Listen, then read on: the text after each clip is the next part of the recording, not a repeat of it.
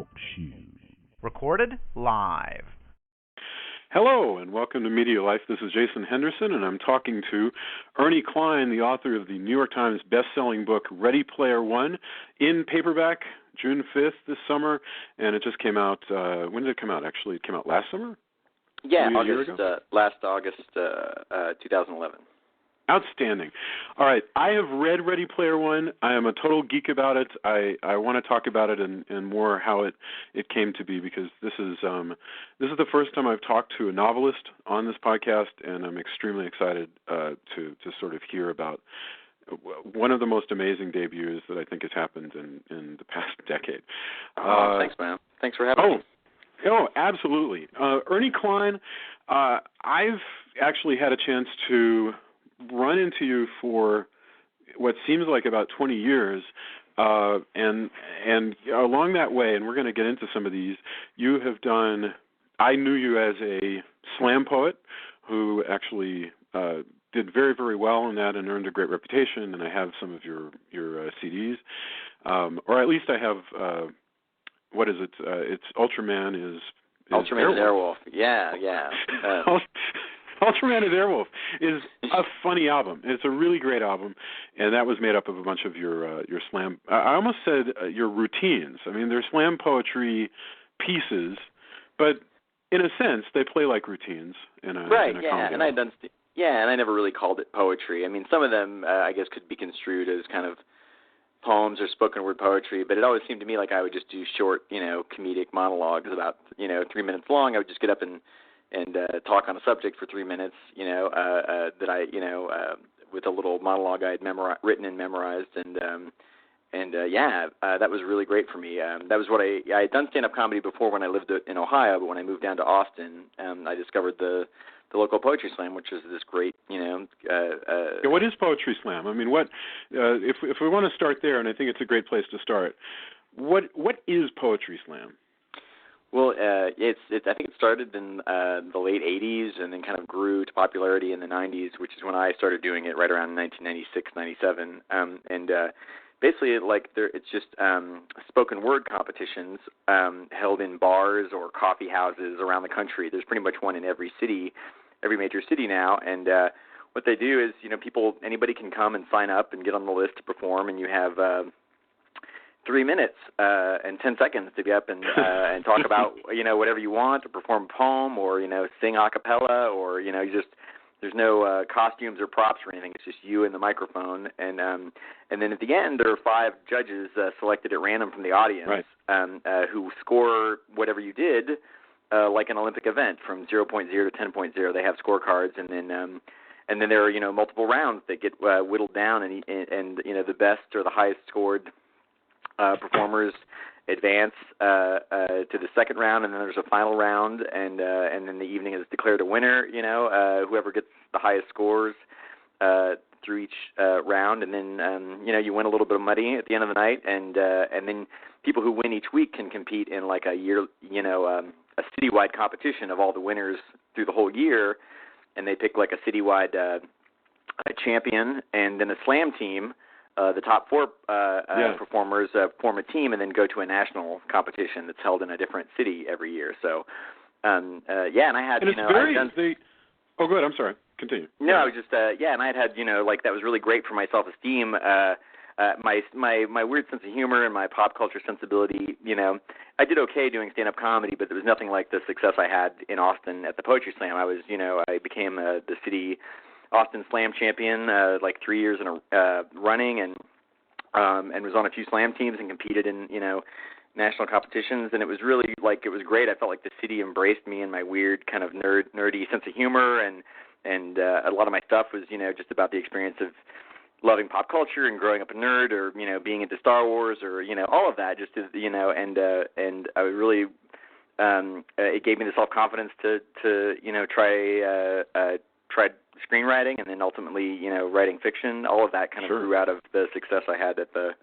And you developed a voice, the voice that you have. I mean, what I love about slam poetry is that you become basically a star instantly with those people, and people knew from you what they could expect were these really odd, I mean, meaning no disrespect, these sort of oddball things about growing up in the 80s and about how life had changed since then, and your observations about and this was right at if you talk about 96, I mean, this is really right at the beginning of that whole extremely postmodern meta movement of looking at pop culture, in ironic ways. I mean, I think of you, and I think of who was the other poet who was running around at that time, Whammo, who had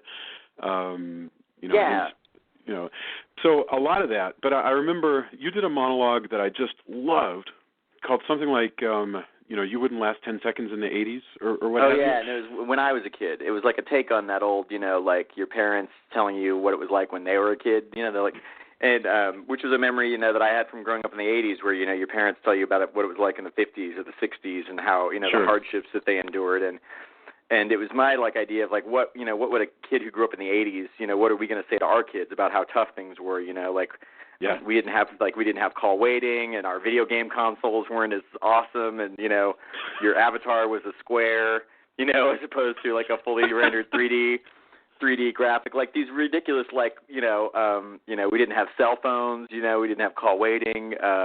I think about that. I think about that all the time because I go and I talk to, a couple of weeks ago I was in Texas. I went to 15 different middle schools, all right? And I saw a lot of middle school young people talking about books, right?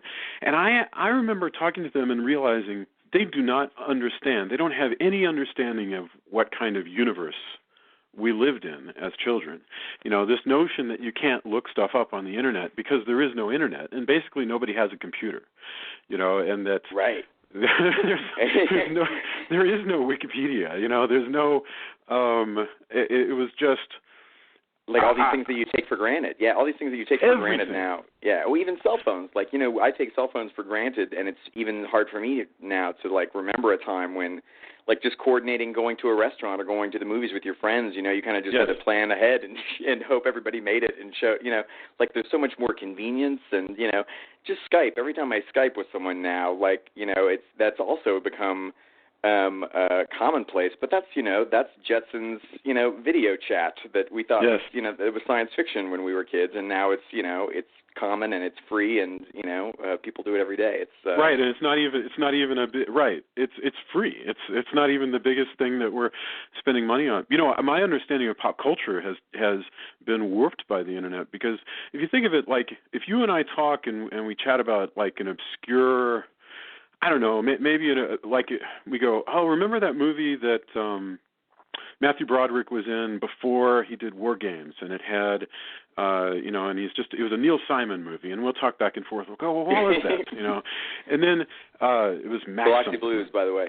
Not Biloxi Blues. Wait, what are we thinking of? I'm just thinking, it was the one where he's a kid, and it was like The Return of Max. No, I think you're thinking. You're thinking of John Cryer in Morgan Stewart's Coming Home. That was not Matthew Broderick. No. I'm thinking of Matthew Broderick in a Neil Simon play. And anyway, the point is, if I actually wanted to open up a new tab, I could find it out. I could find it out. Whereas in the 80s, we just have to live with this uncertainty for the next 20 years. Right, or it would eat away at you until you finally thought of it. But now, yeah, that's right. There's no uncertainty, and there's no groping for anything, because we all carry handheld computers in our pockets that connect us to a global information network that has the collected knowledge of all of human civilization at our fingertips. Yeah. At every moment. So you don't have to wonder about anything. You can just pull it up and grab Wikipedia or whatever, and get an answer to whatever you want at any time. It's a whole other world. Who was the actor who played Exodore on Mork and Mindy? I know he died recently. I don't carry his name around, but I don't need to, because somebody out there has actually stored it. So that's changed. That is weird and different. It means that nothing remains truly mysterious anymore. But I think that without the advent of the internet, the way that your book, Ready Player One, works, I think it would be very different. I mean, obviously, what I mean is there are scenes in Ready Player One, if I can jump to Ready Player One, sure, where the young man has to to accomplish a certain task in the game. And for those who don't know, the concept of Ready Player One is that this young man who is utterly without fortune is playing in a virtual reality scavenger hunt of sorts to earn the greatest prize of all time. And, which is this huge, vast inheritance from this brilliant, eccentric video game designer. Who created the whole virtual world that the scavenger hunt takes place in. So he would win, control of that and just, untold billions of dollars. So it's like, and the designer is a pop culture fanatic, and the designer grew up when you and I did. He grew up in the 80s. So consequently, all of his deepest and sort of most lovely inner memories are all 80s pop culture related. And so there's a moment in here, just to give an idea of like what kind of stuff happens in here, there's a moment when the guy needs to relive every moment of war games perfectly in order to win all of the available points. Right. And that means to the point where he has to like walk in Matthew Broderick's shoes in the scene, like in the scene that I'm thinking of.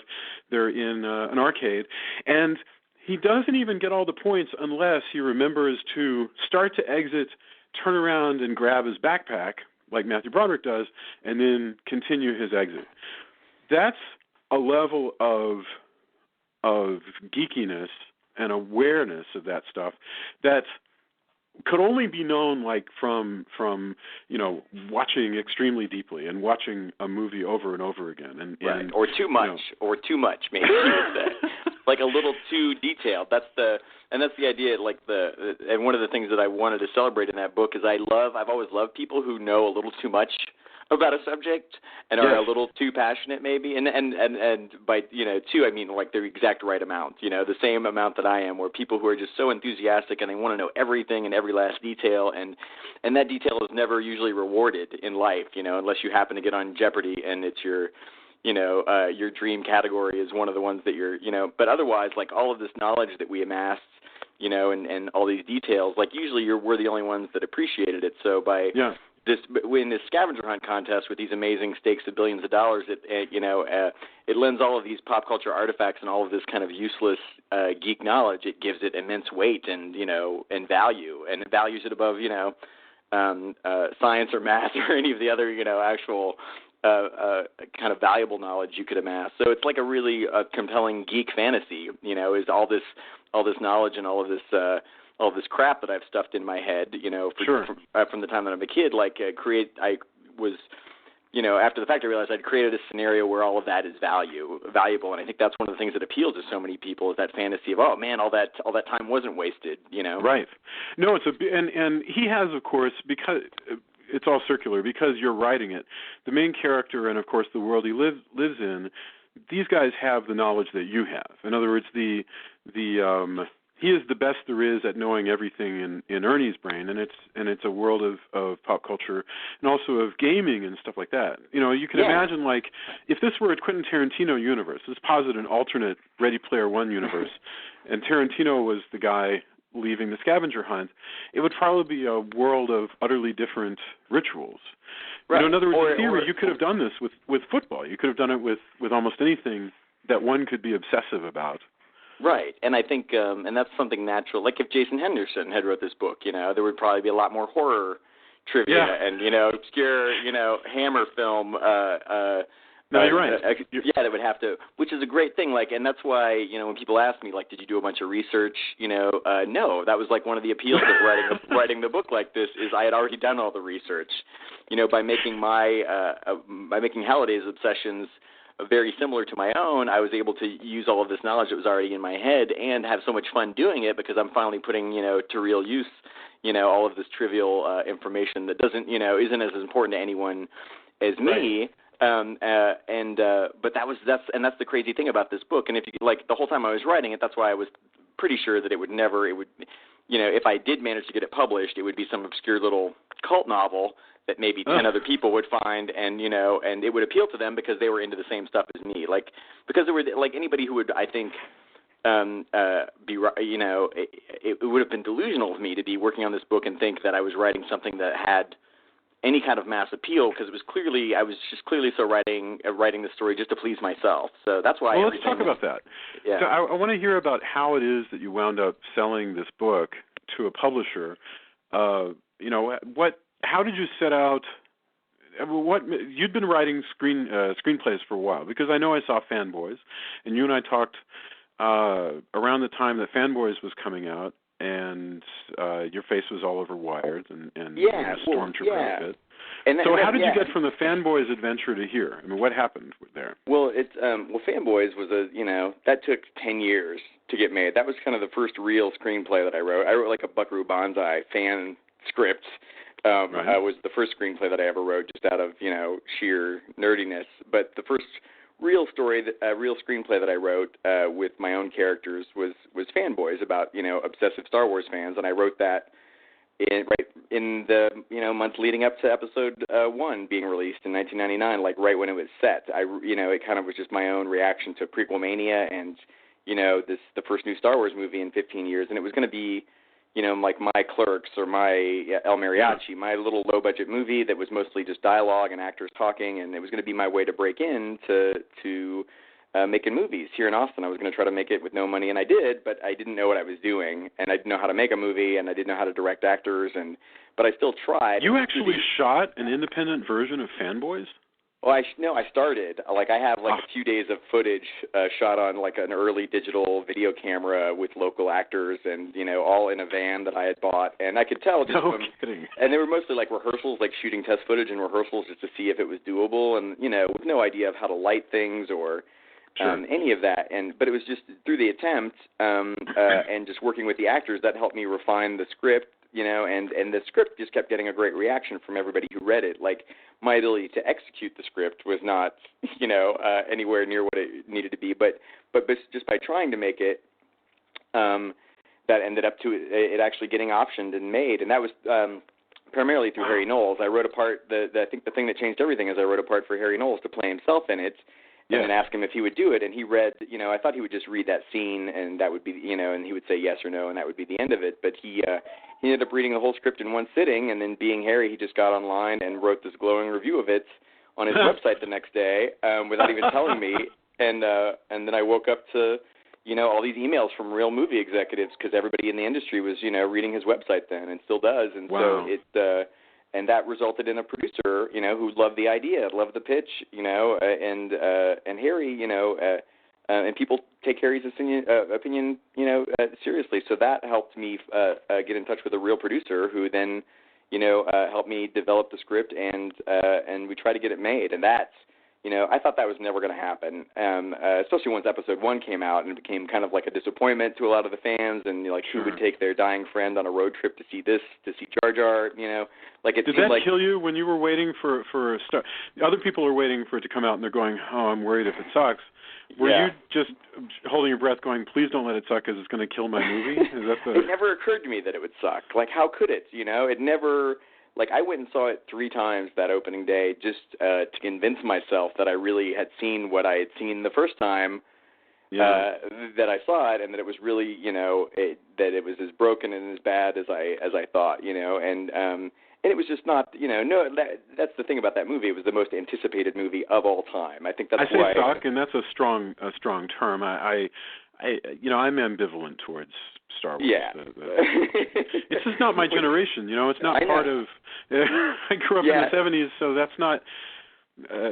These aren't for me, really, I guess. Yeah, and the prequels are very different also than the original Star Wars. But so I assumed, even though it had got optioned, I got some attention for the screenplay. I still thought it would be, I knew enough about movie making to know that most movies never get made, even, and I thought, the couple $100 I got for the screenplay option might be the end of it. But what happened was, and I think it's part of this accelerated, nostalgia, like after 6-7 years and the prequels all kind of came and went, then it kind of became apparent that time in 1998 and kind of that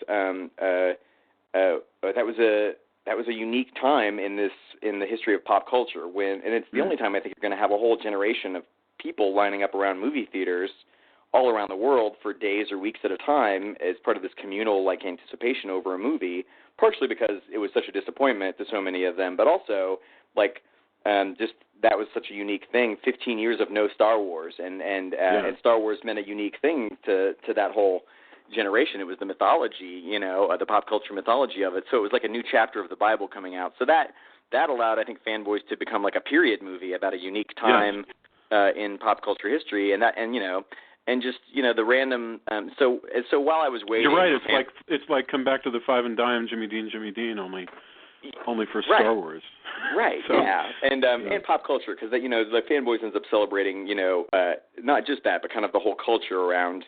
What I was astonished by about Fanboys, and I want to get back to Ready Player One, and I apologize, but what I loved about Fanboys was the level of intricateness of the dialogue, how the dialogue was constantly hearkening to Star Wars and hearkening to themes in Star Wars without necessarily calling attention to it, and so many things echoed, and fandom in general, and you've got all of this winking stuff involving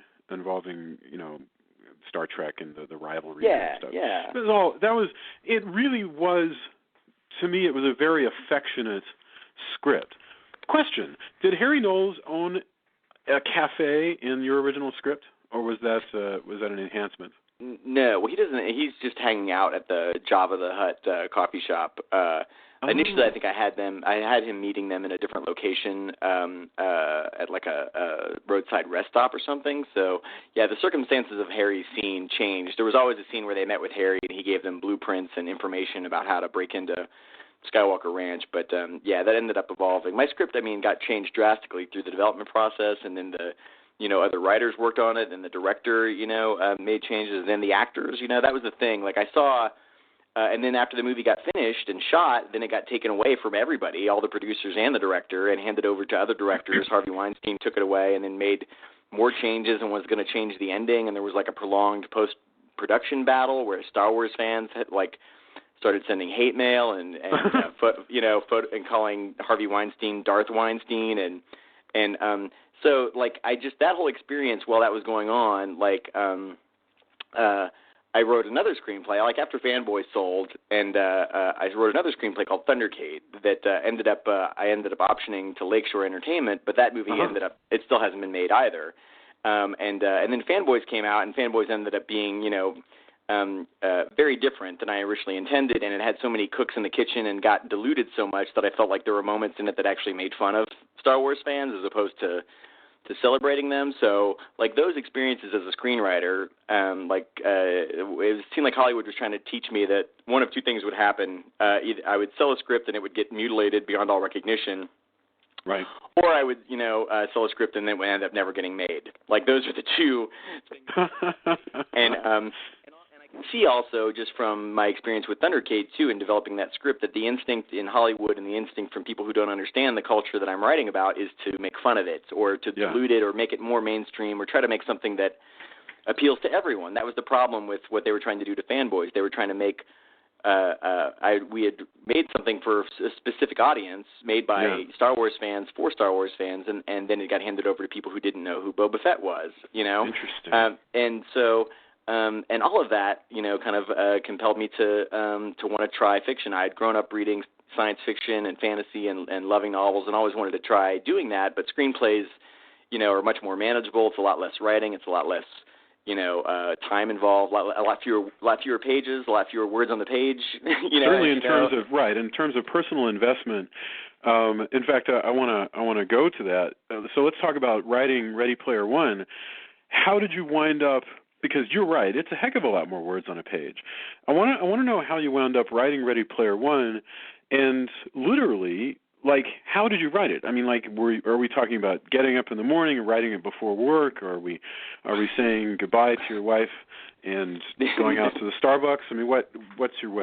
I would. What is the Tao of Ernie? Actually, in terms of I had is to try and fail for years and then set it aside for years, and then. I went and when I finally sold the book, I went back and dug up on early burn CDs and found the earliest notes that I typed into my computer, just the basic story outline, the idea of Ready Player One, and it was August of 2001 was when I Lord. first. I know, like before September 11th, like the month before. That's how long ago it was that I had first had the idea for this and kind of wrote it down, and I didn't know if it was going to be a screenplay or if it would be a book. But I had this idea of, like what if Willy Wonka was a video game designer and created this amazing like kind of Snow Crash metaverse like video game that everybody that kind of replaced the internet, and then he had kind of a Willy Wonka kind of style treasure hunt inside this virtual reality, and that idea combined with the idea that like what kind of puzzles or riddles would pop culture obsessed video game designer leave behind, and once I had that idea. That they would be, all of the stuff that from his youth, all of the stuff that I'm obsessed with, classic video games and 80s movies and, Rush lyrics and things like that. Then that idea took hold of me and I could never let go of it. And I had never written a novel or even a short story. I had written, a bunch of screenplays that I had learned to write by reading other screenplays. So I didn't really have any formal training as a writer. I just was someone who loved books, and I learned to write fiction the same way that I learned to write screenplays, just by reading other fiction, but as a result of that, I kind of like was teaching myself to write a novel while writing my first novel, and that was why my first attempts at Ready Player One were kind of unfocused and rambling, and I started out with a kind of a third-person omniscient voice, and I kept losing track of the story. And I think, and it wasn't until there was like the first unfinished draft of Ready Player One was in like a third-person voice, and and it was also too complex. There an entire first draft, like a whole first draft. No, an unfinished couple hundred pages that I just set aside, and I kept getting lost in the story. And part of it was I had bitten off more than I could chew. I mean, most people are smart with their first novel; they'll try something on a smaller scale, maybe more personal. But I was trying to write a science fiction novel, set 35 years in the future, where you have to imagine the whole state of the world, and then these very intricate puzzles. And I'd actually also had there are kind of three stages in the novel, 3 keys and 3 gates that have to be unlocked. In the first draft, it was 7. And I had them all mapped out, and it was just too much. And so, and I just kept getting lost, and I ended up with get frustrated and set it aside. And the other problem was I would try to write in the evenings and weekends while also working in the computer industry, usually doing tech support or web design or technical writing. And you probably know this. There's nothing harder than sitting at a computer all day, working at a computer, and then trying to go home and get back in front of a computer and write. That was really hard, and so it was very slow going, and I would get frustrated and wonder if I was cut out to be a novelist, and then set it aside and go write a screenplay, and I could crank out a screenplay, in a couple months or 3 months, and then try to sell that, and that was I kind of wrote Thundercade in the middle of working on Ready Player One, and wrote maybe 5 or 6 other screenplays. That never went anywhere. But I would always come back, and I always believed in the novel, and I always wanted to finish it. But it wasn't until I sold Fanboys, and that allowed me, and then just to capitalize on that, that got me an agent and representatives, and they told me right away, you need to write something else like Fanboys in a similar vein, because that's what people want from you or expect from you. So I wrote Thundercade, which was about a video game competition between kind of guys our age, middle-aged guys who'd grown up in the 80s who were classic video game champions versus modern gamers now, first-person shooter guys. So it's Atari.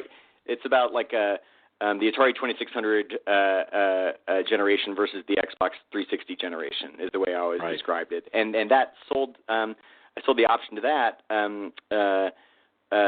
to Lakeshore, and that was when I was able to quit my day job and quit working in computers and just devote.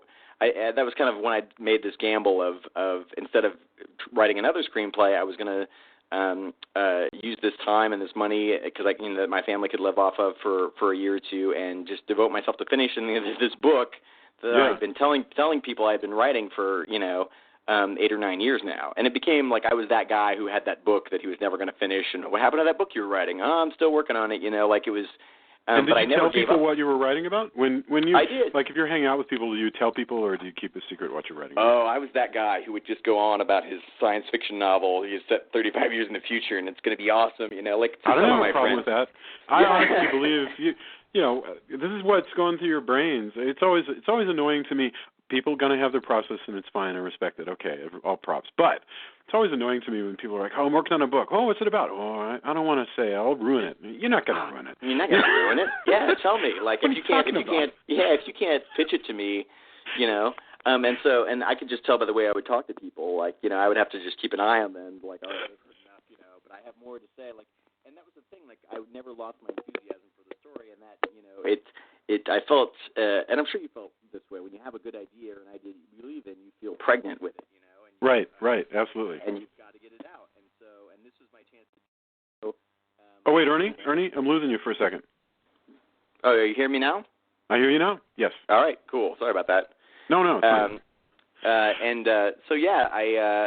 I took that opportunity, and so after kind of, I think that was, I want to say 2009 is when I kind of just took that whole year and made it my full-time job to get up every day, and I would get my daughter off to Montessori school and then come home and just, until it was time to go pick her up in the evening, I would just write all day and treat it like a day job.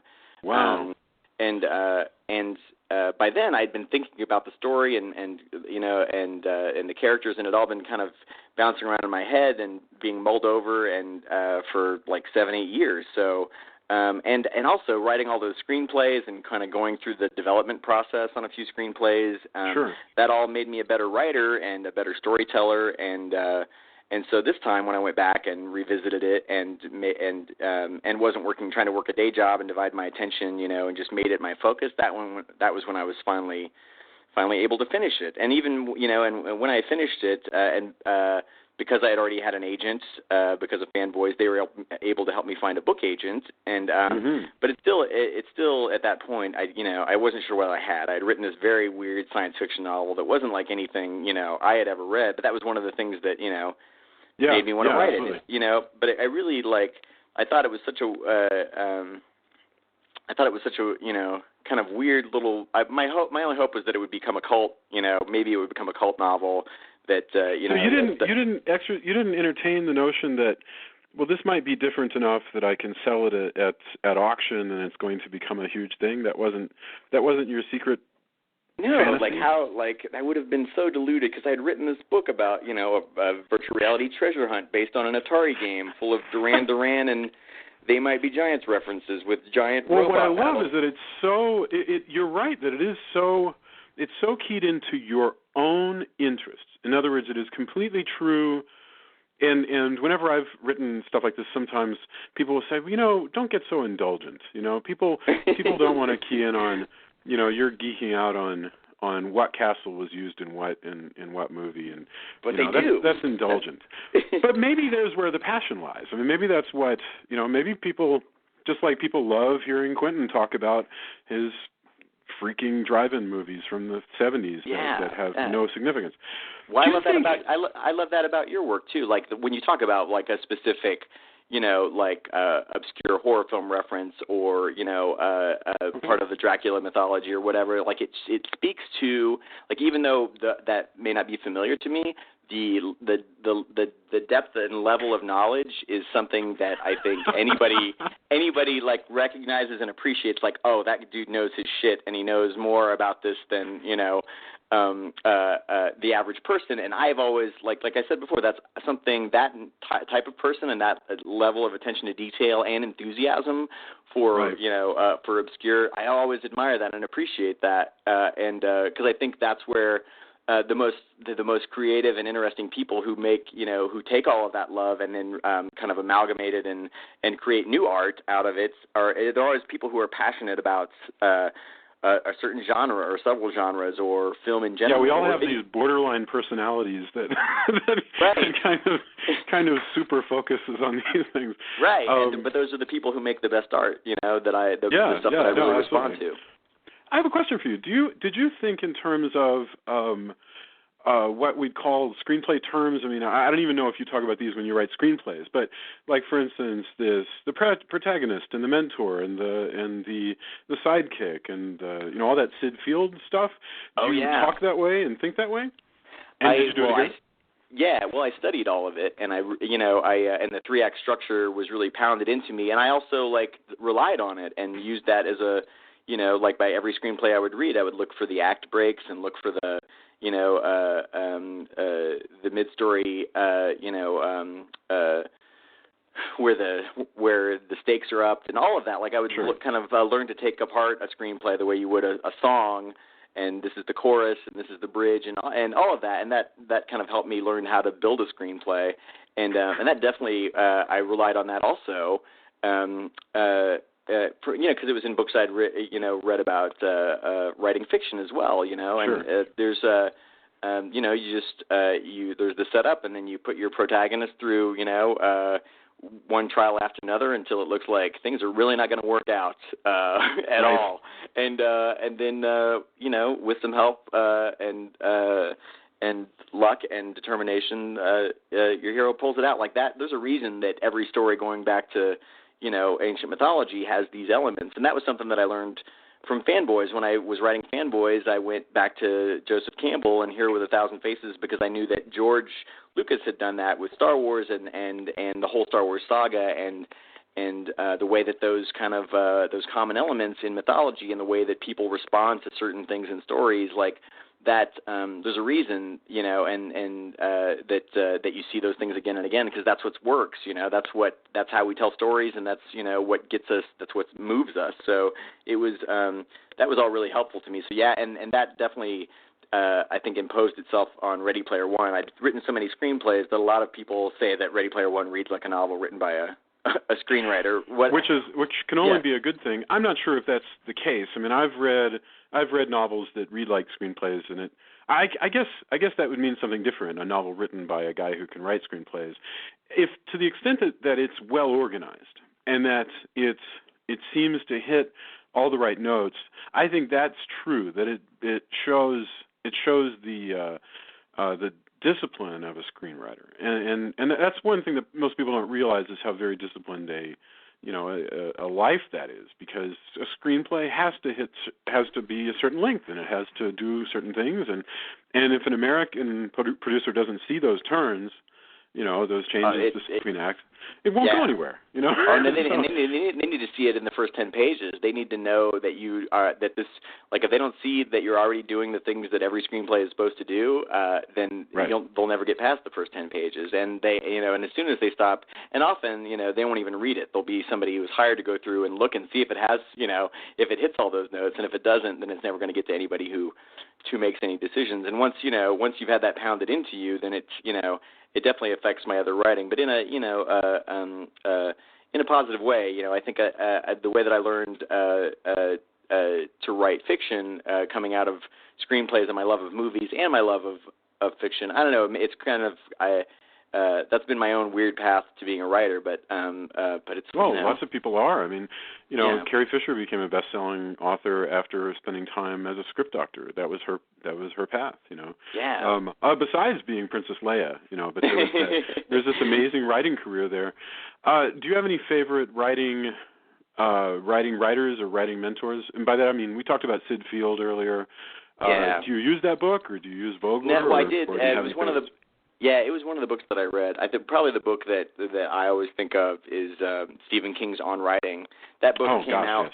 Yeah, that book came out right when I was struggling with Fanboys, and that guy, had meant more to me than probably any other living novelist, except for maybe Kurt Vonnegut. At the time, I used to just devour his books. They were just as good as movies to me when I was a kid, and I remember getting Saturday detentions and not caring because I had a Stephen King novel that I could read. So I would just, I devoured all of that guy's books. So, and he is, the thing that a lot of people forget about Stephen King is that he is the most successful novelist in human history.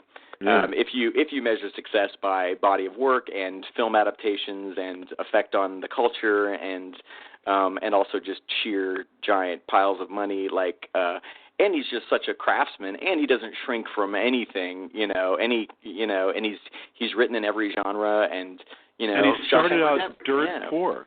I mean, that what I admire about Stephen King. I mean, I just recommended this. I was talking at a college yesterday, and I recommended On Writing. That is, he started out dirt poor. Stephen King started out writing, in some tiny little home in Maine with his wife, and he's writing in like the laundry room, right, in a trailer, on the ironing board, in a trailer, and if I recall, he was like losing his job as a teacher and also working at a laundromat at the time, and he had with a couple kids to feed. Right, nothing, and that he is, I think, the most, and he's so talented. And you really, when you read his work, you forget that you're reading. Your eye just zooms to the bottom, and you turn the page, and it's invisible writing. And it's lovely. I mean, I thank you for calling out On Writing, because that's a fantastic book. And so inspiring too if you're struggling and you because I was in that same place. I was a new dad and I had a kid to feed, and and I had no reason to think. To be certain that I would be able to make a living at this, but I was going to take it, and there's that moment in the book when he's describing getting that first call. I think about the paperback rights for Carrie, because he had sold Carrie in hardback and it wasn't enough, it was maybe like $10,000-$15,000, but the paperback rights sold for like a couple hundred thousand in 1970s money, and that and he describes how he looks around his trailer and this shitty apartment they have, and how his whole life changed in that moment, and it did, and set him on the path to becoming Stephen King. And and when you see him humanized and and see the one of the greatest writers of his generation was in that same spot that every writer is in, and an uncertainty, and am I going to be able to do this? And it was just so inspiring, and that more than anything, just not so much, and I loved his there's part of the book where he talks about the craft, but the part that really rocked my world is just him talking about his own experience and and his own path as a writer and how he got where he is. Like that more than anything kind of sustained me through this long process of writing Ready Player One, like reading about other writers, and also like knowing, you're one of the few, real published working writers that I knew during that period, and just seeing you and talking to you and my other friends who are writers was really helped sustain me. Well, that's very kind of you. Did you have a goal for like how many pages you were going to lay down in a day, or words, or in novels we think in words, I guess generally, but were you? I'm just curious. I mean, what was your goal, or did you just write until you were tired? I just wrote until it was time to, until I didn't have any more time to write. And that was the thing. Once I made it my main focus, and I would disable my LAN connection so I didn't, have the internet. But then I would have to turn it back on often to just double check, something for a reference. I had weird rules, no freestyle browsing, but I could look things up, but that, I would often go down that rabbit hole. That was part of the thing that slowed me down with Ready Player One, when technically watching old 80s movies and playing old classic video games can technically be counted as research. Then that will slow you down, and that's probably one of the reasons that it took me 9 years to finish it. Although I really it wasn't 9 years of writing, it was basically kind of 6-7 years of screwing around, and I would say a year and a half of actual concerted effort to finish the book. But it had to happen that way.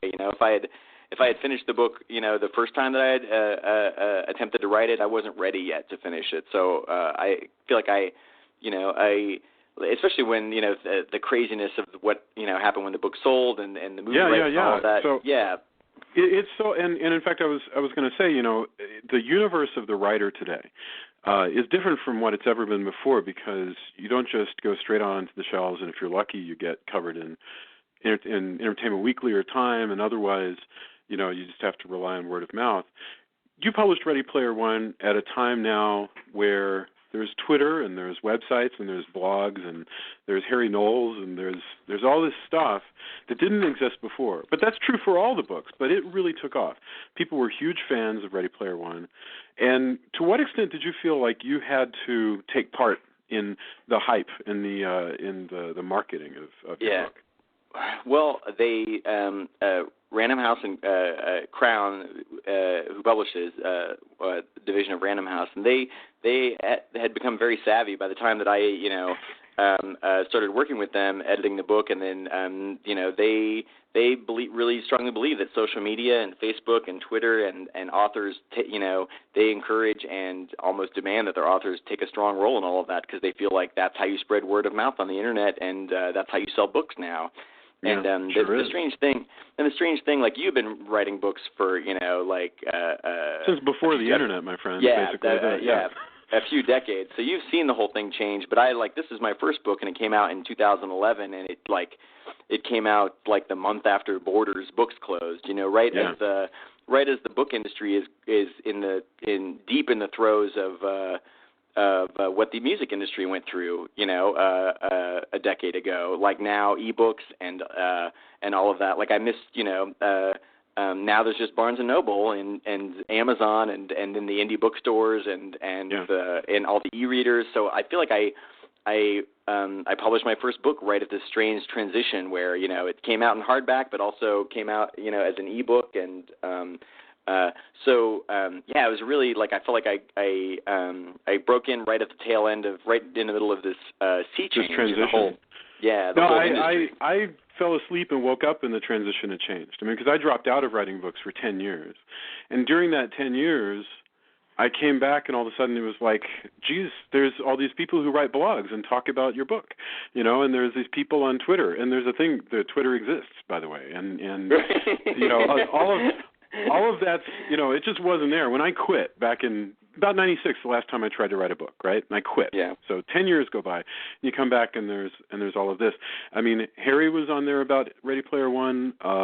You were tweeting. You actually developed a Twitter account. You have a blog. Now, you had a blog for a long time, but now you're pushing your book, and so you find different things to post about it. How hard is that, to come up with new stuff to talk about your work? Or was it easy because so much was going on? Yeah, it was kind of just crazy. It was more like I was just trying to share, because I felt like I got swept up in something that, I remember saying that, like my first marketing meeting at Random House in New York, I went into, the big Random House building right across from David Letterman's, theater, and this is Random House, this is the biggest book publisher in the world, and they took me up into this room full of marketing people and told me everything that they had planned for my book, and, this is after I had sold, sold it for more money than I ever imagined, and then sold the film rights. And then the film rights, yes. The next day, So and then had Random House tell me that they were going to make it one of their big books of the summer, and they were how excited they were about it. And I just remember saying to everybody that I how grateful I was, and that I knew that everything a first-time writer, a first-time novelist could ever hope or dream would happen has happened to me, along with a bunch of other stuff that I never even thought to daydream. Like the whole time I was writing this book, it never once occurred to me that it might be published and translated into other languages. How many languages? Because I'm going to have to wrap up in the next 3 minutes, but I want to ask you the raw stuff. How many languages are you in? With 20. 20. That is outstanding. It's insane for this strange book that I thought, if anything, it would be a cult novel in North America. But I have, that's the thing about that I've since discovered since the publication of this book, that the kind of cultural imperialism of America and the way American culture gets shipped all around the world and has since the 80s.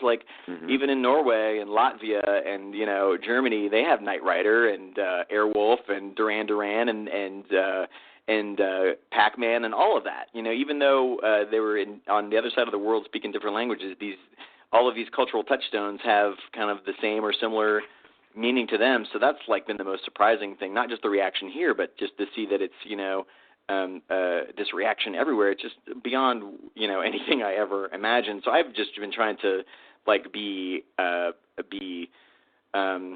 as appreciative and humble and also, enthusiastic and acknowledge what's happening. Because I just assume that this is like a one-time ride. How could it, I was actually just joking that I think I'm going to call my second book Sophomore Slump. Just go ahead and call it that as the title. Because who could ever, after this for my first book, how could where's there to go but down? Well, I'm sure that's not the case, but you're going to be. I mean, there are a few people in my life that I know are bigger experts at what they do. That Tony Salvaggio, who's an animator, knows more about video games and anime than any human I've ever met, right? You have a greater understanding for 1980s pop culture beyond the video games, but it's a broad knowledge, and more than anybody I've ever met. And I'm curious. In the next and you're that way about horror films and just the whole. We gravitate together. It's true. Yeah. That's true. Now that I'm back in the writing thing, in the novel thing, I need to make use of that. But okay. I want to ask you, and I've got to wrap up in the next 2 minutes. I want to ask you, what's next? And then I'm going to tell people where to go get your paperback because, or why don't you do that? What are you working on right now, and when do we get Ready Player One in paperback? Let me answer the second question first. Ready Player One comes out in paperback June 5th. Okay. I have big plans and big exciting stuff kind of related to the paperback release, and that's all going to get announced, right the week that the paperback comes out on Boing Boing and IO9 and on my own website. So if people haven't discovered it yet, there's coolness with the paperback, and I'm working on my next novel, which is going to be actually maybe what I should have tried for my first novel. Something a little smaller and more personal. Excellent. And Excellent. Not a big science fiction epic. I mean, it's still going to have that, but it's going to be. I initially, thought of it more in movie terms as like a coming of age film, like My American Graffiti or My Stand by Me or Dazed and Confused. I think every author has that story in them that's their own unique coming of age tale and their own kind of introduction to the world, and that's the story that I feel compelled to tell next. But it's all wrapped up in growing up in the 1980s at the dawn of the home computer and video game era, and playing role-playing games and kind of not just Dungeons and Dragons, but Car Wars and it's going to take place in the 80s, or it's going to take place. I think that's a wonderful idea. That sounds it's just fantastic. kind of my experience. Yeah, it's kind of my experience of discovering that I wasn't the only huge nerd in my town, that there were other people like me, and that there was this community of almost like a club or a brotherhood. This story has elements of Dead Poet Society, but it's with Dungeons and Dragons instead of poetry. So it's that kind of story, and it's what I'm excited about. And I want to and it's weird. I'm kind of writing it as a screenplay and a novel at the same time, because I know that I want it to be my first movie, but the only way this will ever get made as a movie is if someone is crazy enough to let me direct it, because it's my own childhood, and it's all these things that are really precious to me, and just seeing Ready Player One start to get developed by Warner Brothers, I can see that for something like this, I have to have total control over it. Sure. But that's the beauty of writing a novel. That's there's nothing between you and the audience, so I know I can write the novel and have it be exactly the way that I want without any other. There's that story Donald Westlake talked about. It's maybe apocryphal that Donald Westlake said that it was impossible to ruin his books because there they were right there over his shoulder on his shelf, and right. I wish that we had time to go on into the development of Ready Player One, and maybe we'll do this again in about a month and just talk about the development aspects. Ernie, I am so excited that you spent the time to talk to me and to do this. People can look for the information on Boing Boing and also ErnieCline.com, or what is it? Yeah, ErnieCline.com or ErnestCline.com, because I'm that big of a nerd. I registered both versions. Sweet. They can find my stuff. And June 5th is when your paperback comes out. I have a paperback for Alex Van Helsing, and also the new Alex Van Helsing coming out in July. So maybe I'll run into you sometime in Texas. Oh, yeah, right on. Gosh, that's it. Thank you so much. I had a blast talking with you. I feel like time flew by. We talked for an hour, didn't we? Good. Something like that. So, and I'm excited, except for that I got to close this down, and I wish I didn't have to, because I really want to hear more. But we'll talk later soon. Thank you very much, Ernie Cline, and I will talk to you soon. Bye. All right. Later, Jason. Thanks, man.